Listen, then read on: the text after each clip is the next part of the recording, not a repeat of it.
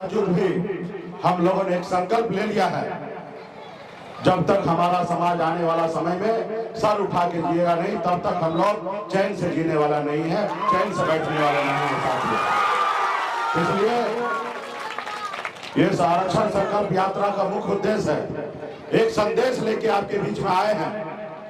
इस आजाद भारत में अगर आपको सर उठा के जीना है, मान सम्मान अधिकार के साथ जीना है, आप अपने बच्चे को बेहतर भविष्य देना चाहते हैं, बेहतर जिंदगी देना चाहते हैं, तो आपको दो काम करना पड़ेगा। एक काम, एक रोटी कम खाइए, लेकिन अपने बच्चे को पढ़ाइए लिखाइए, काबिल बनाइए।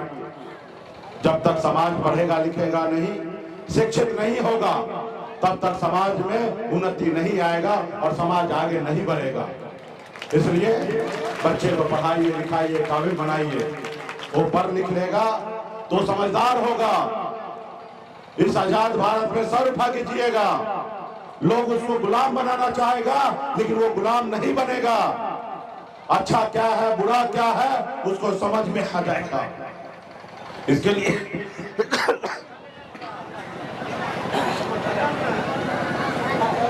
लिए उसको पढ़ाना जरूरी है। दूसरा, अपने हक अधिकार के लिए, अपने आने वाला पीढ़ी के लिए आपको संघर्ष करना पड़ेगा, लड़ाई लड़ना पड़ेगा। जैसे हमारे पूर्वज कभी इस देश को आजादी दिलाने के लिए पौने 200 साल अंग्रेज से लड़ाई लड़ा, फिर ये देश आजाद हुआ। पौने 200 साल अंग्रेज से लड़ाई लड़ने के बाद देश आजाद हुआ है, और सिर्फ उनका एक ही संकल्प था कि देश आजाद होगा और आने वाला समय में हमारा पीढ़ी सर उठा के जिएगा। लेकिन उस समय में जो अंग्रेज का गुलाम था, जो अंग्रेज का जी हजूरी करता था, आज वो लोग मालिक बना हुआ है। और जिसका बाप दादा उस समय में अंग्रेज से लड़ाई लड़ा, जिसके बाप दादा ने शहीद हुआ, आज वो गुलाम बना हुआ है साथी। इसके लिए लड़ाई लड़ना पड़ेगा। बाबा साहब भीमराव अम्बेडकर ने देश आजादी के बाद एक संविधान बना के दिया, एक लोकतंत्र बना के दिया। पहले ऐसा हुआ करता था कि राजा के घर में रानी के कोख से बच्चा जन्म लेगा वही राजा बनेगा, लेकिन लोकतंत्र में जिसके पास ज्यादा वोट होगा वही व्यक्ति राज्य का मुख्यमंत्री और देश का प्रधानमंत्री बनेगा। चाहे वो एक मजदूर किसान का बेटा क्यों ना हो, एक दलित का बेटा क्यों ना हो, या एक मल्लाह का बेटा क्यों ना हो, वो गरीब भी रहेगा, उसके बावजूद भी राज्य का मुख्यमंत्री और देश का प्रधानमंत्री बन सकता है। उसके लिए पैसे की आवश्यकता नहीं है, उसके लिए वोट की आवश्यकता है। आपके वोट में वो ताकत है, वो पावर है। जैसे मुकेश अंबानी के वोट में ताकत है, अडानी के वोट में ताकत है, या रतन टाटा के वोट में ताकत है, या देश के प्रधानमंत्री के वोट में ताकत है, उतना ही एक गरीब मछुआरा बेटा का भी वोट में उतना ही ताकत है। सिर्फ जरूरी है अपनी ताकत को पहचानना, अपने वोट को ताकत को समझना। और जिन लोगों ने अपने वोट को ताकत को समझा, वो समाज देखिए कितना आगे निकल गया, वो कितना आगे निकला है। जैसे आदरणीय लालू प्रसाद यादव जी ने वोट को ताकत को समझा, अपना दल बनाया। जब दल बना, उनके लोगों ने उनको साथ दिया। जब साथ दिया तो 15 साल बिहार में मुख्यमंत्री बने रहे। उसके बाद आज भी उनकी अपनी सरकार है। ये किसके दम पे हुआ? ये वोट के दम पे हुआ साथियों। इसे भी ये वोट के दम पर हुआ और संघर्ष के दम पर। आज मैं भी आपके जगह पे, इस जगह मुकाम पे यहाँ तक पहुंचा हूँ, आज खड़ा हूँ, तो मैं भी संघर्ष की बदौलत हूँ। आज 42 साल की उम्र में 24 साल से मैं संघर्ष कर रहा हूँ। एक गरीब परिवार में ही मैं भी जन्म लिया, जहाँ पिताजी मछली मारते थे, दादाजी मछली मारते थे, ऐसे ही परिवार में मेरा भी जन्म हुआ। जहाँ हजारों समस्या था वही मेरा जन्म हुआ, लेकिन मैंने लड़ाई लड़ा, गरीबी से, लाचारी से लड़ाई लड़ा। 18 साल की उम्र में, जिस उम्र में घर परिवार, अपने परिवार के साथ रहना होता है, उस उम्र में घर परिवार को छोड़कर मुंबई जैसे शहर गया, मेहनत किया, मजदूरी किया। मात्र 900 रुपया महीने पे नौकरी करता था, 30 रुपया रोज पे मजदूरी करता था, लेकिन मेहनत के दम पर, ईमानदारी के दम पर, संघर्ष की बदौलत मुंबई जैसे शहर में भी मुकाम को मैंने हासिल किया। उसके बाद बिहार में लौट के आया, मैंने देखा लोग बड़े बड़े गाड़ी में घूमते हैं, बड़े बड़े महलों में रह रहे हैं, लेकिन आज भी हमारे लोगों के लिए रहने के लिए घर नहीं है, उनके घर पे जाने के लिए रास्ता नहीं है। आज भी गांव में हमारे लोग के बच्चे को इलाज के बगैर अभाव में बच्चा दम तोड़ देता है, क्योंकि माँ बाप के पास पैसा नहीं है कि प्राइवेट हॉस्पिटल में जाके इलाज कराए।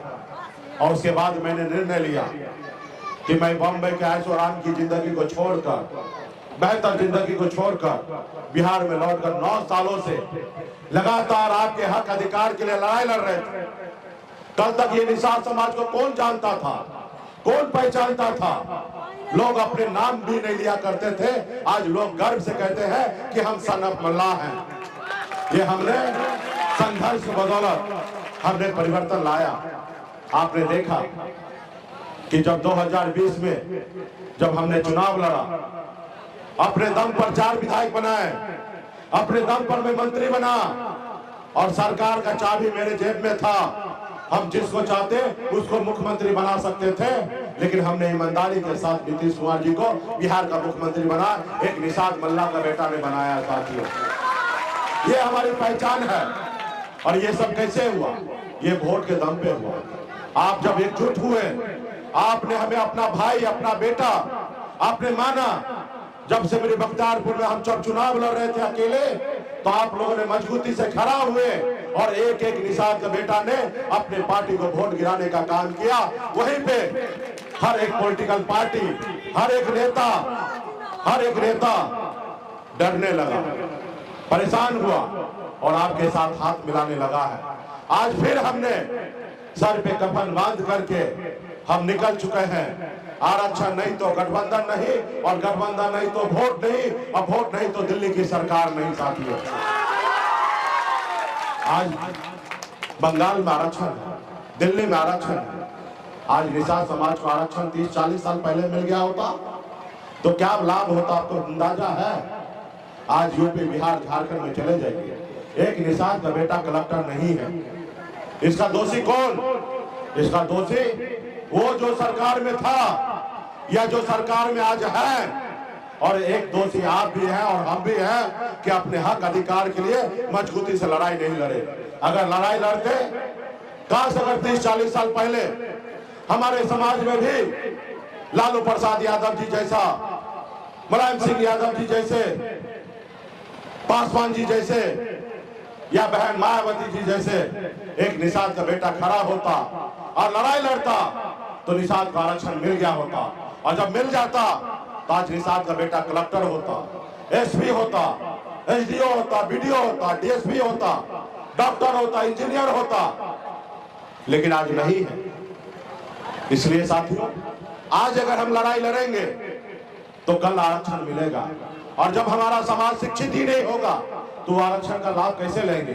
इसलिए जरूरी है कि आप अपने बच्चे को पढ़ाइए, लिखाइए, काबिल बनाइए। और मेरा काम है कि दिल्ली के सरकार से लड़कर समाज को आरक्षण दिलाना, ये मेरा काम है। इसके लिए आप सभी को संकल्पित लेना पड़ेगा, संकल्प लेना पड़ेगा।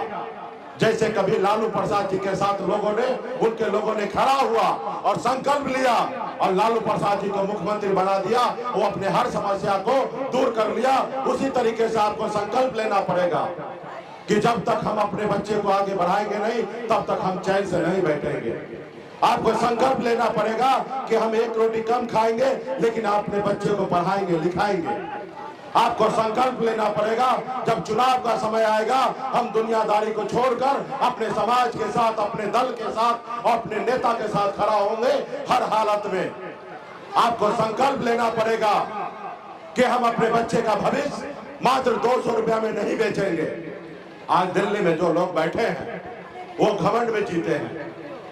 उसको लगता है कि अरे निषाद समाज है, पिछड़ा दलित समाज का बेटा है, आज जितना चिल्लाना है चिल्ला लो, लेकिन जब चुनाव का समय आएगा तुम थक के बैठ जाओगे और तुम्हारा जात का 200 रुपए में वोट खरीद लेंगे। आज उनको बताना पड़ेगा कि मोदी जी वो पहले वाला जमाना नहीं रहा, अब नया जमाना आ गया है। हर एक निषाद का बेटा जागरूक हो चुका है।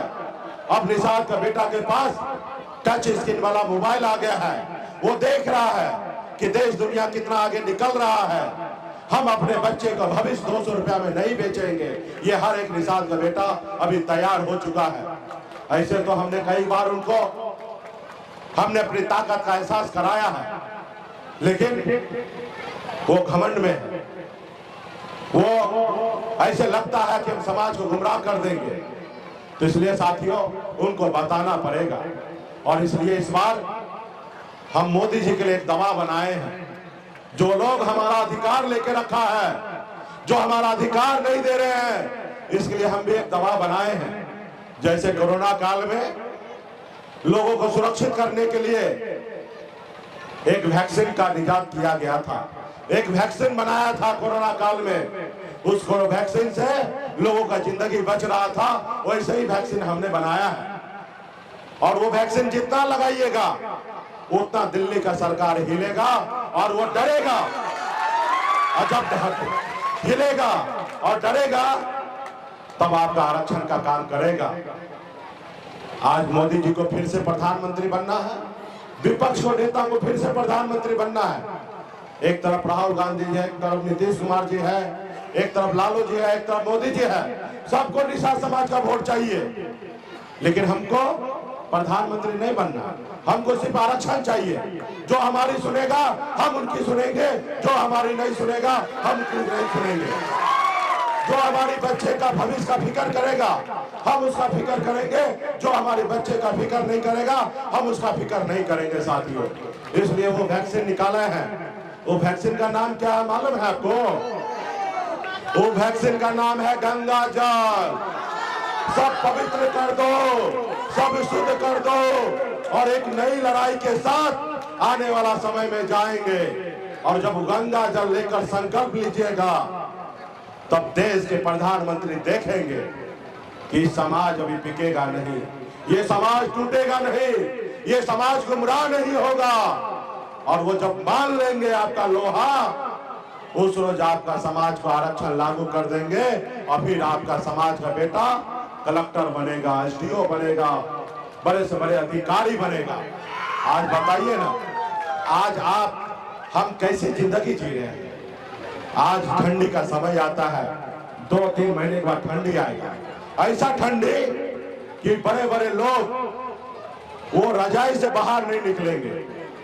लेकिन इस ठंड में आपका बेटा पानी में उतरता है, पानी में उतर कर मछली मारता है। जब मछली नहीं मारेंगे उसका घर का चूल्हा नहीं जलेगा।